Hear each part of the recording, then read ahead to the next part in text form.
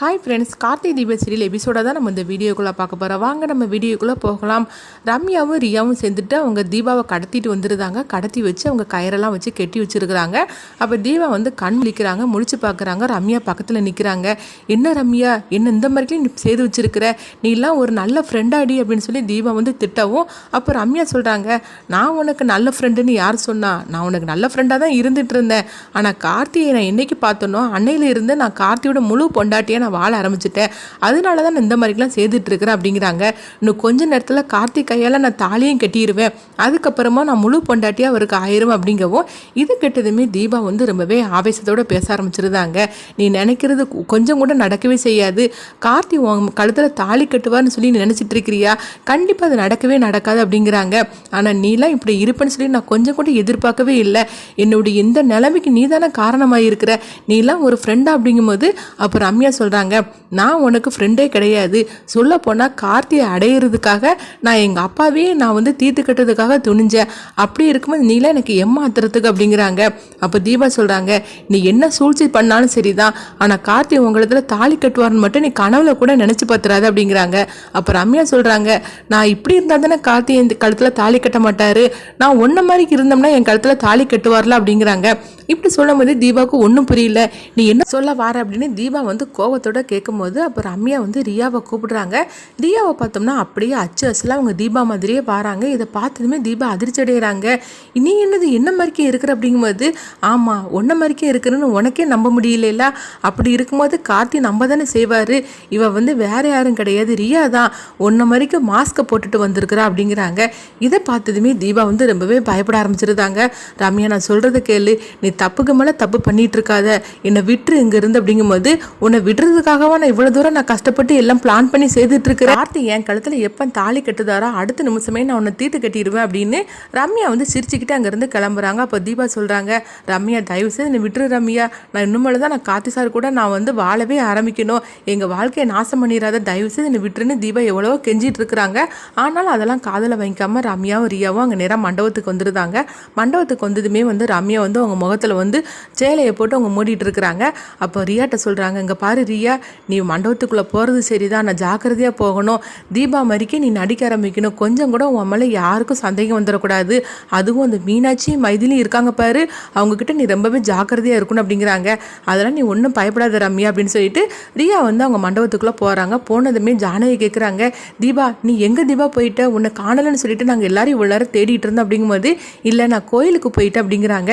இப்படி சொன்னதுமே வந்து அவங்க கேட்குறாங்க, நீ கோயிலுக்கு போகிறேன்னு ஒரு வார்த்தை சொல்லியிருக்க வேண்டியதானே, உன்னை தனியாக நான் விட்டுருக்க மாட்டோம்ல, நாங்களும் வந்திருப்போம்ல அப்படின்னு மைதிலி மீனாட்சி சொல்லவும், அதனால ஒன்றும் பிரச்சனை இல்லை, நீங்களாம் நல்லா தூங்கிட்டு இருந்தீங்க, அதனால தான் சீக்கிரமாக வந்து கோயிலுக்கு போயிட்டு வந்தலாம்னு சொல்லிட்டு நான் போனேன் அப்படிங்கிறாங்க.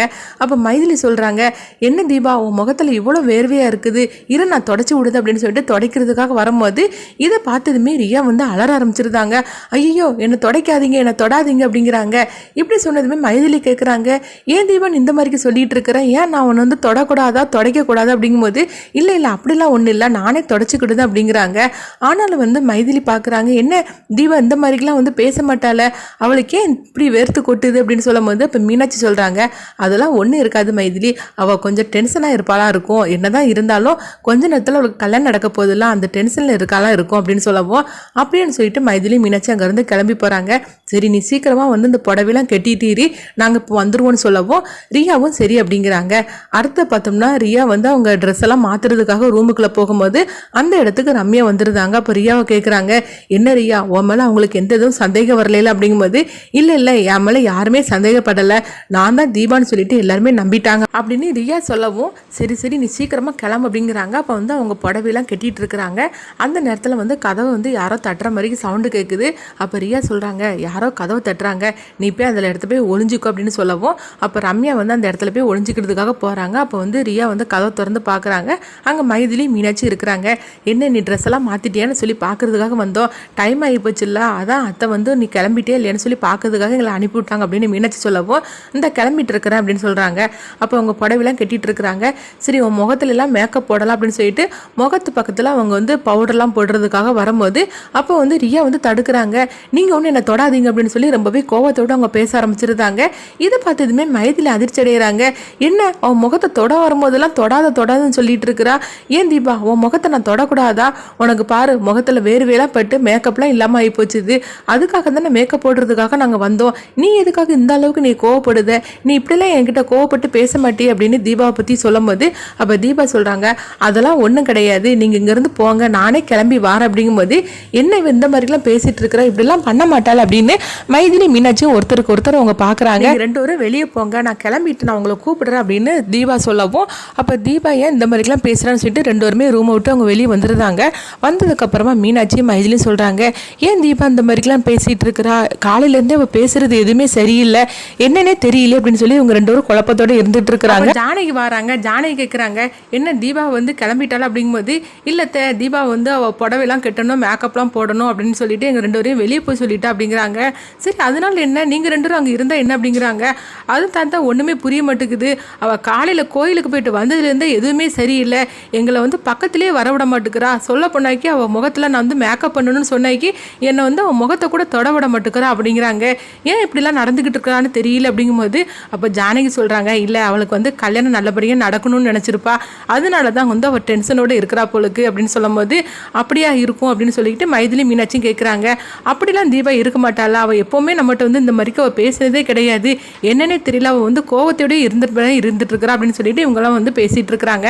இங்கே பார்த்தோம்னா வந்து ரியாவை தான் காட்டுறாங்க. ரியா வந்து ரம்யாவுக்கு ஃபோன் பண்ணுறாங்க. ரம்யா நீ எங்கே இருக்கிற அப்படின்னு சொல்லி கேட்கும்போது அப்போ ரம்யா சொல்கிறாங்க, நான் கீழே தான் ஒரு இடத்துல இருக்கிறேன் அப்படிங்கிறாங்க. சரி நீ ரூமுக்கு வந்துரு அப்படிங்கிறாங்க.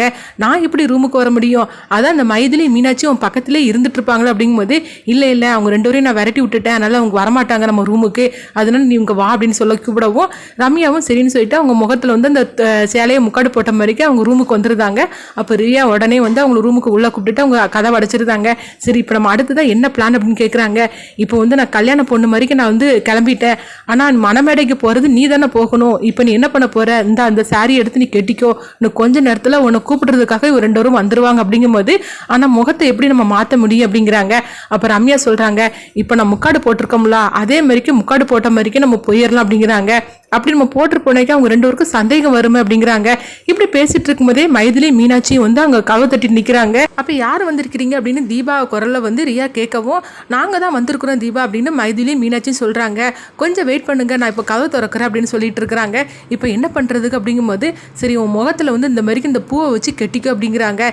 இப்படி கெட்டிக்கிட்டேன்னா கண்டிப்பாக சந்தேகம் வராது அப்படிங்கும்போது ஏன் திடீர்னு என் முகத்தில் இந்த மாதிரிக்கு பூவை கட்டியிருக்கீங்கன்னு சொல்லி அவங்க ரெண்டு பேரும் கேட்பாங்களா, நான் என்ன சொல்கிறதுக்கு அப்படிங்கும்போது இல்லை இது வந்து இந்த மாதிரிக்கு பண்ண சொல்லியிருக்காங்க, நீ இப்போ கோயிலுக்கு போனேல அப்போ அந்த சாமியார் லேடி வந்து இந்த மாதிரிக்கு பண்ண சொன்னாங்க அப்படின்னு ஒரு பொய்யை சொல்லிடு, சாமியார் சொன்னாக்கி அப்படின்னு சொன்னால் அவங்க கண்டிப்பாக நம்பிடுவாங்க அப்படிங்கவும் அப்படியா என்னமோ நீ சொல்கிற கரெக்டாக தான் இருக்கும் அப்படின்னு சொல்லிட்டு ரியாவும் வந்து அந்த முகத்தில் பூ வச்சு அவங்க மறைச்சி கட்டியிருந்தாங்க. அப்போ நீ போய் ஒளிஞ்சுக்கோ அப்படிங்கவும் அப்போ ரம்யா வந்து ஒரு ரூமில் போய் ஒளிஞ்சு நின்றுட்டு இருக்கிறாங்க. இங்கே பார்த்தோம்னா ரியா வந்து டோரை ஓப்பன் பண்ணுறாங்க. அப்போ மைதிலி மீனாட்சியும் பார்க்குறாங்க, இது என்னது உன் முகத்தில் என்னது பூவை வச்சு நீ மறைச்சி வச்சிருக்கிற அப்படின்னு சொல்லிட்டு அவங்க வந்து அந்த பூவை விளக்கிட்டு பார்க்குறாங்க. பார்த்தோம்னா தீபா முகத்தில் ரியா இருக்கிறாங்க.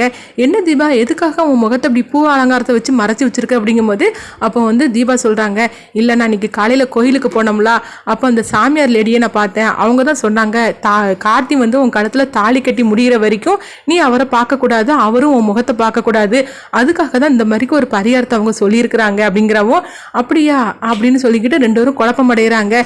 தீபா சொல்கிறது எதுவுமே சரியில்லையே அப்படின்னு சொல்லிட்டு இருக்கும்போதே சரி நீங்கள் ரெண்டு பேரும் போங்க, நான் கொஞ்ச நேரத்தில் நான் கிளம்பி வாரேன் அப்படிங்கிறாங்க. அதுதான் நீ தான் வந்து மேக்கப்லாம் பண்ணி கிளம்பிட்டேல அப்படிங்கும்போது அத்தை வேற லேட் ஆகி போச்சுன்னு சொல்லிட்டு உனக்கு கூட்டிகிட்டு வர சொன்னாங்க அப்படிங்கிறாங்க.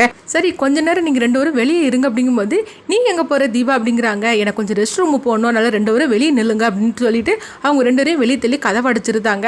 அப்போ மைதிலி சொல்கிறாங்க, என்ன தீபா இந்த மாதிரிலாம் செய்துக்கிட்டு இருக்கிறா, ரெஸ்ட் ரூமுக்கு போனால் என்ன நம்ம திருமணம் தானே இருந்துட்டு இருக்கிறோம், அவையே நம்மளை எப்போ பார்த்தாலும் வெளியே தள்ளி கதவை அடிச்சுக்கிட்டே இருக்கிறா அப்படின்னு சொல்லும்போது அப்போ மீனாட்சி சொல்கிறாங்க, என்ன நடக்குன்னே தெரியல, தீபாயை இப்படிலாம் பண்ணிட்டு இருக்கான்னு தெரியல அப்படின்னு சொல்லிட்டு அவங்களும் குழப்பத்தோடய இருக்கிறாங்க. இங்கே பார்த்தோம்னா வந்து ரியா வந்து அவங்க ரம்யாவை பார்க்குறாங்க. ரம்யா இந்தா நான் இப்போ உடுத்துருக்கிற புடவை மாதிரிக்கு நீ ஒன்று வச்சிருக்கிறல்ல, இதெல்லாம் உடுத்துட்டு உன் முகத்தில் வந்து நீ இந்த பூ அலங்காரத்தை வச்சு கெட்டிடு, ஏன்னா நான் தான் வந்து முகத்தில் வந்து மறைச்சி பூ அலங்காரத்தை வச்சு கெட்டி வச்சிருக்கிறத அவங்க ரெண்டு பேரும் பார்த்துருந்தாங்க, அதனால் இப்போ நீ போகும்போது நான் தான் வந்திருக்கேன்னு சொல்லி கூட அவங்க நினச்சிருவாங்க, அதனால் சீக்கிரமாக நீ கிளம்பு அப்படிங்கவும் ரம்யா பார்த்தோம்னா அவங்க வந்து ரொம்பவே ஃபாஸ்ட்டாக அவங்க வந்து கிளம்புறாங்க, மணப்பெண் மாதிரிக்கு அவங்க கிளம்புறாங்க. கிளம்புனதுமே வந்து அந்த பூ அலங்காரம் பலகாரத்தை அவங்க முகத்தில் வச்சு கட்டி வச்சிருந்தாங்க ரியா. சரி எல்லாமே நல்லபடியாக நடக்கும், நீ போ, பயப்படாமல் போ அப்படிங்கிறாங்க. அவங்க ஏதாவது பேசினா கூட நீ அந்த அளவுக்கு பேசாத, அப்படியே பேசினா கூட நீ தீபா குரலில் பேசு அப்படிங்கும்போது ரம்யாவும் தீபா குரலில் அவங்க பேசுகிறாங்க. இது கரெக்டாக இருக்கா அப்படின்னு ரியாட்ட கேட்கும்போது கரெக்டாக இருக்குது, இப்படியே நீ பேசிட்டு போயிரு, ஆனால் இவங்க ரெண்டு பேர்ட்டையும் ரொம்பவே நீ பேச்சு வச்சுக்காது அப்படின்னு சொல்கிறாங்க. கொஞ்சம் கூட அவங்க ரெண்டு பேருக்கும் டவுட் வந்துடக்கூடாது, ரெண்டு பேரும் லேஸ்பட்ட ஆள் கிடையாது அப்படின்னு சொல்லவும் அதெல்லாம் நான் பார்த்துக்கிறேன், இவ்வளோ வேலையை பண்ணியிருக்கிறேன், இதை நான் பண்ண மாட்டேன்னு அப்படின்னு சொல்லிட்டு ரம்யா வந்து அங்கே வராங்க. வந்ததுமே கதவை திறக்கிறாங்க. திறந்ததுமே மைதிலி மீனாட்சியும் கேட்குறாங்க, என்னம்மா ரெஸ்ட் ரூம்லாம் போயிட்டு வந்துட்டே அப்படிங்கும்போது ஆமாம் போயிட்டு வந்துட்டேன் அப்படிங்கிறாங்க. சரி வா அப்படின்னு சொல்லிட்டு அவங்க கூட்டிகிட்டு போகிறாங்க. இங்கே பார்த்தோம்னா கார்த்தி வந்து மணமடையில் உட்காந்துருக்குறாங்க. அப்போ அவங்க பக்கத்தில் ரம்யாவையும் உட்கார வைக்கிறாங்க. உட்கார வச்சதுமே அடுத்தது வந்து அதுங்க எல்லாமே நடந்துக்கிட்டு இருக்குது, எல்லா சடங்குகளும் நடந்துட்டு இருக்கு. அப்போ கார்த்தியிட தாலியை கொடுத்து தாலியை கிட்ட சொல்கிறாங்க. கார்த்தியும் தாலியை கிட்ட போகிற நேரத்தில் பார்க்குறாங்க. பார்த்தோம்னா மீனாட்சிக்கு ஒரு சந்தேகம் வருது. ஏன்னா தீபா கையில் இருந்த அந்த மோதிரம் வந்து கார்த்தி பக்கத்தில் இருக்கிற தீபா விரலில் வந்து அந்த மோதிரத்தை இல்லை அப்படிங்கிறாங்க. இதை உடனே வந்து மைதிலி பார்க்குறாங்க. ஆமாம் மீனாட்சி நீங்கள் சொல்கிறது உண்மைதான், தீபா விரலில் அந்த மோதிரத்தை காணலை அப்படிங்கிறாங்க. இப்படி சொன்னதுமே ரெண்டோரும் வந்து கார்த்தியை வந்து தாலி கட்ட விடாமல் தடுக்கிறதுக்காக ஓடி வராங்க. அப்போ வந்து கார்த்தி தாலி கட்டத்துக்கு போகும்போது கார்த்தியும் இதை கவனிச்சிருந்தாங்க. தீபா விரலில் மோதிரத்தை இல்லைன்னு சொல்லிட்டு அவங்களும் கவனிச்சிருந்தாங்க.